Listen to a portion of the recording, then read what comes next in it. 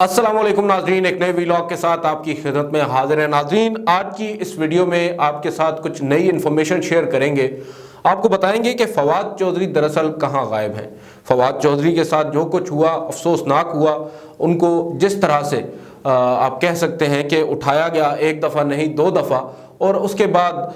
उनके साथ जिस तरह का सलूक रवा रखा गया ज़राए के मुताबिक वो किसी भी तौर पर मुनासिब नहीं है। और यही वजह हुई कि फवाद चौधरी को दूसरी दफ़ा गिरफ्तारी से बचने के लिए हाई कोर्ट में जाना पड़ा भागकर, और इसी दौरान उनका पैर भी ज़ख्मी हुआ और इसी वजह से वो मंजर आम से भी गायब हैं। मगर इसके पीछे कुछ और ख़बरें भी आ रही हैं, कुछ अहम तफसीलात भी आ रही हैं, आपके साथ शेयर करेंगे इस वीडियो में। हमें ये बताया गया है कि जब फवाद चौधरी हाई कोर्ट से निकले, रात गए, आपको याद होगा 12 के करीब वो हाई कोर्ट से निकले थे, और डर इस बात का था कि उनको दोबारा से पुलिस गिरफ्तार न कर ले। तमाम तर सूरत हाल से आप भी वाकिफ़ हैं जो कुछ उनके साथ हुआ। और उसके बाद जब वो वहाँ से निकले तो सबसे पहला काम उन्होंने किया था, उन्होंने 9 मई के जो वाक़यात हैं उनकी सबसे पहले मज़म्मत की। वो वाक़यात जिनमें फ़ौजी जो तनसीबात हैं उनको निशाना बनाया गया, कुछ इमारतों को आग लगाई गई और नुकसान पहुँचाया गया था, उसकी उन्होंने शदीद अल्फाज में मज़म्मत की और वहाँ से रवाना हो गए। उसके बाद हमारी इतलात के मुताबिक उनका जो घर है जेलम में, जो उनका आबाई घर है, अब खैर ये ख़बर भी है तमाम लोगों के पास, इनके जो घर है उसके ऊपर भी छापा मारा गया और वहाँ पर इनकी गिरफ्तारी की कोशिश की गई, गो कि ये वहाँ पर मौजूद नहीं थे और बच निकले। हमारे पास जो ख़बर आई है वो ये है कि बुध के रोज़ फवाद चौधरी ने एक अहम मुलाकात की, और उस अहम मुलाकात के बाद उन्होंने फिर एक और अहम मुलाकात की, और ये एरिया एक ही बनता है इस्लामाबाद F6 में। फवाद चौधरी साहब ने उस रोज़ रात 10 से आप कह सकते हैं 8 से 10 के दरमियान, कुछ लोगों का ये मानना है, मैं नाम ले लेता हूँ जहांगीर तरीन साहब का, उनसे मुलाकात की। F6 में उनका घर है वहाँ पर, और उस मुलाकात में क्या कुछ डिस्कस हुआ ये अभी तक हमें मालूम नहीं, मगर जो सिग्निफिकेंस है जहांगीर तरीन से मुलाकात की वही काफ़ी अहमियत रखती है, और मैसेज उसमें ही काफ़ी क्लियर है कि मुलाकात किस पर्पज़ पर की गई थी। उसके बाद कुछ ज़राए जो हैं वो ये भी दावा करते हैं कि फवाद चौधरी ने तकरीबन जो 1.5-2 घंटे उन्होंने सर्व किए जहांगीर तरीन साहब के घर के मुताबिक, इतलात के मुताबिक। उसके बाद उन्होंने वहीं इशारा दस्तूर पर एक और अहम मुलाकात भी की। अभी ये नहीं मालूम कि वो मुलाकात उनकी किससे हुई थी, मगर कुछ लोग मान रहे हैं कि किस अहम शख्सियत से उनकी मुलाकात हुई थी, गालिबन शुक्रिया अदा हुआ या क्या हुआ। मगर ये तफसीलात सामने आई हैं कि फवाद चौधरी साहब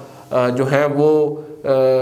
उनकी मुलाकातें हो रही हैं मुख्तलिफ़ लोगों से, और अभी तक उन मुलाकातों को खुफिया ही रखा जा रहा है। और आपको याद होगा जो फवाद चौधरी साहब हैं उनकी गिरफ़्तारी की कोशिशें उनके ज़मानत के बाद भी हुई, जब वो हाई कोर्ट में गए, और उसके बाद फिर उनके घर का, जैसा कि हमने आपको बताया कि आबाई घर पर भी पुलिस ने छापा मारा और तोड़ फोड़ की उनके घर के अंदर घुसकर। उसके बाद फिर क्यों नहीं फवाद चौधरी को गिरफ़्तार किया गया, सबसे अहम बात यह है। अभी एक अहम शख्सियत से हमारी बात हो रही थी, उन्होंने ये बताया है, उन्होंने ये दावा किया है कि कोई शायद किसी अहम शख्सियत की गारंटी पर फवाद चौधरी साहब को छोड़ा गया है, या उनके ऊपर उनके ख़िलाफ़ कोई मज़ीद कार्रवाई न करने का फ़ैसला हुआ है। अब वो अहम शख्सियत कौन है, डॉट्स आप ख़ुद कनेक्ट कर सकते हैं, मगर सबसे अहम बात यह है कि फवाद चौधरी जिन्होंने बज़ाहिर कोई जुर्म भी नहीं किया और कोई उन्होंने कानून की खिलाफ वर्जी भी नहीं की, जहाँ तक बात है कारकुनान को इंस्टिगेट करने की, तो मेरी इतलात के मुताबिक यहाँ तक मैंने फॉलो किया है इस पूरे केस को, तो फवाद चौधरी तो इस मामले में भी उनका वो आप कह सकते हैं कि कोई आप कह सकते हैं कि अमल दखल नहीं था कि कारकुनान को वो इंस्टिगेट करते कि वो लोग घरों से बाहर निकलें। हाँ, दूसरी जानिब शाह महमूद कुरैशी की जानिब से इस तरह के बयानात बारहा दिए गए और मुख्तलिफ रहनुमाओं की जानिब से, मगर फवाद चौधरी को महज इस वजह से कि वो सीनियर वाइस चेयरमैन है गालिबन पाकिस्तान तहरीक इंसाफ के, उनको भी गिरफ़्तार किया गया। इससे पहले तो सुप्रीम कोर्ट में आपको याद होगा हम वहीं मौजूद थे, उस रोज़ भी रात 12 बजे के बाद जाकर फवाद चौधरी जब बाहर निकले उन्होंने मुख्तलिफ दरवाज़े खटखटाए, सुप्रीम कोर्ट का दरवाज़ा खटखटाया, चीफ़ जस्टिस ऑफ पाकिस्तान से मुलाकात की कोशिश की उनके भाई ने, मगर वहाँ पर उनकी सुनवाई ना हो सकी। उसके बाद chief justice Islamabad high court के घर गए उनके भाई, وہاں پر بھی ان کی شنوائی نہ ہو سکی، بالآخر فواد چودھری کو گرفتاری دینا پڑی، انہوں نے گرفتاری دی اور ہمیں یہ بتایا گیا کہ فواد چودھری نے گاڑی میں بیٹھتے ہی پولیس اہلکار سے پوچھا کہ آپ مجھے اپنے پاس رکھیں گے یا آگے کہیں مجھے دے دیں گے۔ اب آپ کو ہی معلوم ہے آگے فواد چودھری کا اشارہ کس کی طرف تھا، اور کچھ لوگ تو یہ بھی کہہ رہے ہیں کہ فواد چودھری کے ساتھ کافی غیر مناسب قسم کا رویہ رکھا گیا ہے، ایز اے سینئر پولیٹیشین اس بات کا شاید خیال نہیں رکھا گیا۔ بہرحال یہ ابھی متضاد خبریں ہیں، اس بات کی کنفرمیشن تو فواد صاحب خود ہی کر سکتے ہیں، اور فواد چودھری صاحب کو اس تمام تر صورتحال میں ایک اہم چیز یہ ہے کہ ان کو ان کی پارٹی کی طرف سے بھی وہ سپورٹ نہیں ملی جس کو وہ ایکسپیکٹ کر رہے تھے۔ ہمیں یہ معلوم پڑا ہے، اور یہ ہم جو ہے مختلف انفارمیشن اور جو آپ کہہ سکتے ہیں کہ انفارمیشن ہمارے پاس آ رہی ہے اور جو ایونٹس ہو رہے ہیں ان کو ہی ہم آپ کہہ سکتے ہیں کنیکٹ کر رہے ہیں اور ان کی بیس کے اوپر آپ سے یہ بات کر رہے ہیں۔ ان کی اہلیہ ہیں، انہوں نے ایک ٹویٹ کیا اس روز کہ جو عمران خان صاحب تھے انہوں نے مختلف پارٹی کے جو رہنما ہیں ان کا نام لے کر ایک لمبا سا ٹویٹ کیا، اور اس ٹویٹ کے اندر انہوں نے یہ کہا کہ ہمارے پارٹی کے کئی اہم رہنماؤں کو گرفتار کر لیا گیا، اور انہوں نے اس بات کی مذمت کی، مگر انہوں نے نام نہیں لیا فواد چودھری کا اور مختلف اہم شخصیات کا۔ اس پر ہبہ چودھری جو ہیں ان کی اہلیہ، انہوں نے ایک ٹویٹ کیا ان کو کوٹ کرتے ہوئے، عمران خان کو آپ کی نظر سے وہ ٹویٹ گزرا ہوگا، کافی اس پر بحث ہوئی ہے، کہ انہوں نے کہا ہے کہ آپ کو چاہیے تھا آپ کو کم از کم فواد چودھری کے بارے میں ان کا نام ہی لکھ لیتے، دیگر انہوں نے رہنماؤں کا نام ٹویٹ میں لکھا کہ ان کا بھی ذکر کر دیتے، وہ بھی آپ ہی کی پارٹی سے تعلق رکھتے ہیں، مگر ایسا نہ ہوا۔ اس کے بعد خیر اس کے اوپر ان کے جو پارٹی کے ایک اور رہنما ہیں یا فوکل پرسن ہیں اظہر مشوانی صاحب، انہوں نے ان کی ٹویٹ کو کوٹ ٹویٹ کرتے ہوئے کہا کہ اتنے زیادہ لوگ ہیں، اتنی زیادہ گرفتاریاں ہیں، لگ بھگ 7,500 لوگ گرفتار ہو چکے ہیں، اور اس وجہ سے تمام تر لوگوں کے نام تو ایک ٹویٹ کے اندر نہیں لکھے جا سکتے۔ انہوں نے اس پر یہ وضاحت کی، تو اس پر مختلف آپ کہہ سکتے ہیں تبصرے ہوئے، کچھ سینئر لوگوں نے بھی اس پر بات کی۔ انہوں نے کہا کہ دیکھیں ایک پارٹی کا جو ترجمان ہوتا ہے وہ فیس ہوتا ہے کسی بھی پارٹی کا، اگر آپ اس کا نام نہیں لے رہے تو دیٹ مینس کہ آپ خود شاید آن پرپز نام نہیں لے رہے۔ اور ہمیں یہ اطلاعات بھی ملی تھیں فواد چودھری کی اس ملاقات سے پہلے، جو انہوں نے ملاقات کی، اور ابھی ہی was very much intact in the P T I, ان کو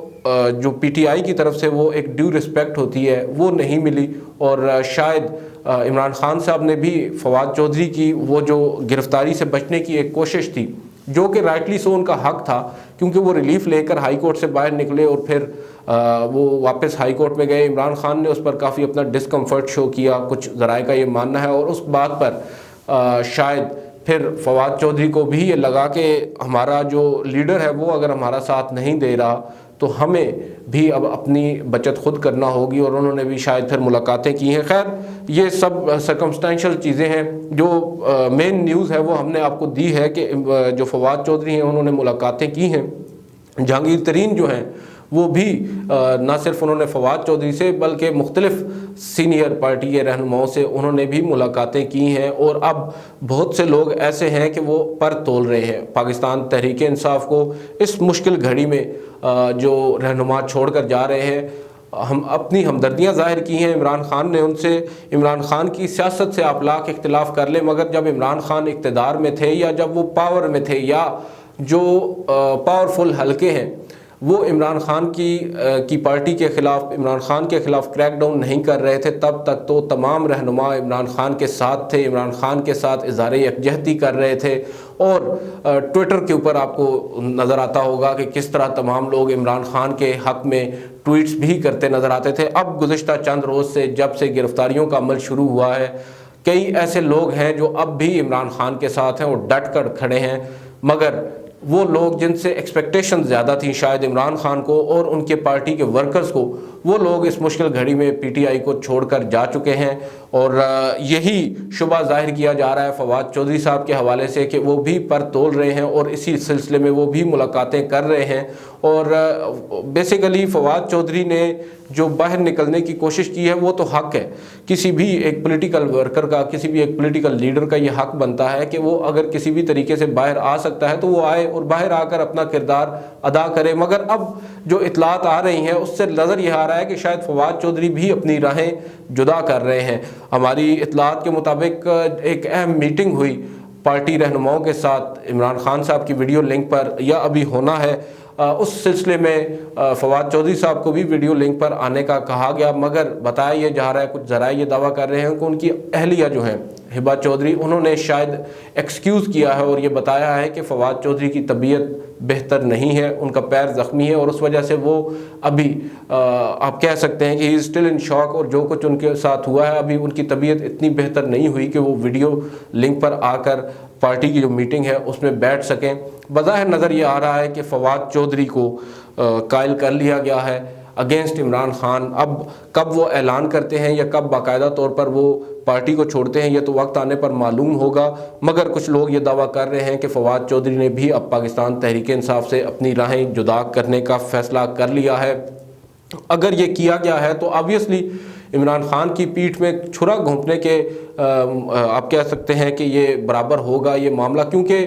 دیکھیں مشکل وقت جب بھی کسی پارٹی پر آتا ہے اور اس کے پارٹی کے سربراہ پر آتا ہے تو جو ورکرز ہوتے ہیں وہ اس وقت معلوم ہوتا ہے، چھاننی ہوتی ہے، پتہ چل جاتا ہے کہ کون عمران خان کے ساتھ سنسیئر ہے یا کون اپنی پارٹی لیڈرشپ کے ساتھ سنسیئر ہے۔ یہی کچھ ہوا تھا 99 کے اندر جب مسلم لیگ نواز کو اقتدار سے باہر پھینکا گیا تھا، اوورٹیک کیا تھا آرمی نے، اور اس کے بعد ان کے لوگوں کو کس طرح توڑا گیا تھا، مختلف جماعتیں بنی تھی، مسلم لیگ کاف بھی وہاں سے بنی تھی، اور اس سلسلے میں تمام تر سلسلے میں بہت سے لوگ مسلم لیگ نواز کے جو تھے وہ ٹوٹ گئے تھے، اور اس کا فائدہ یہ ہوا ایونچولی نواز شریف کو کہ ان کو معلوم ہو گیا کہ میرے ساتھ مشکل وقت میں کون سے لوگ کھڑے ہیں اور کون سے نہیں کھڑے۔ ان لوگوں کی قدر خیر نواز شریف نے بھی نہیں کی، جو ان کے ساتھ کھڑے ہوئے تھے ان کے ساتھ ان کا سلوک بھی کچھ مناسب نہیں تھا۔ وہی لوگ جو نواز شریف کو مشکل وقت میں چھوڑ کر چلے گئے تھے، جب دوبارہ حکومت میں آئے تو نواز شریف نے ان کو بھی تسلیم کر لیا اور آگے رکھ لیا